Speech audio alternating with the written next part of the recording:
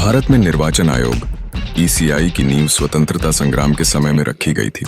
संविधान के निर्माण के बाद 25 जनवरी 1950 को भारत का निर्वाचन आयोग स्थापित हुआ। इसका मुख्य उद्देश्य स्वतंत्र, निष्पक्ष और पारदर्शी चुनावों का आयोजन करना है।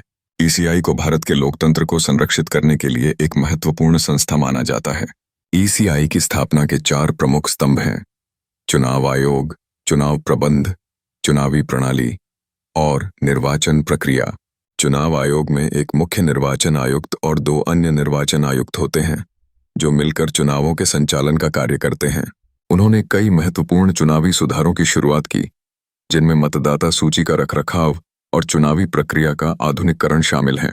आधुनिक भारत में ईसीआई की भूमिका केवल चुनावों के आयोजन तक सीमित नहीं रही, बल्कि उसने चुनावी शिक्षा, मतदाता जागरूकता और जनभागीदारी को भी बढ़ावा दिया है।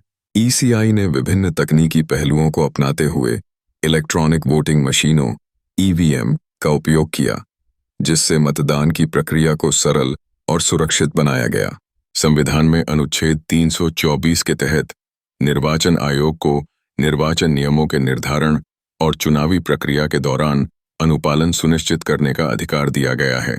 इस अधिकार ने ईसीआई को एक स्वतंत्र और शक्तिशाली संस्था बनाने में मदद की। इसके तहत चुनाव आयोग विभिन्न विवादों को सुलझाने, चुनावी आचार संहिता का पालन सुनिश्चित करने और निर्वाचन परिणामों की घोषणा करने के लिए जिम्मेदार है।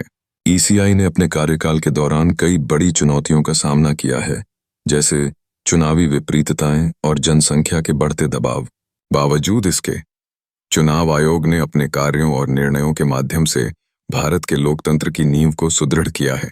आज भारत के स्वतंत्र और निष्पक्ष चुनावों में ईसीआई का महत्वपूर्ण योगदान है, जो देश की लोकतांत्रिक परंपरा को बनाए रखने में सहायक है। आखिरकार ईसीआई का इतिहास केवल चुनावों तक सीमित नहीं है। यह एक ऐसी संस्था है जिसने समय के साथ अपने आप को अनुकूलित किया है और भारत के लोकतंत्र के विकास में एक महत्वपूर्ण भूमिका निभाई है।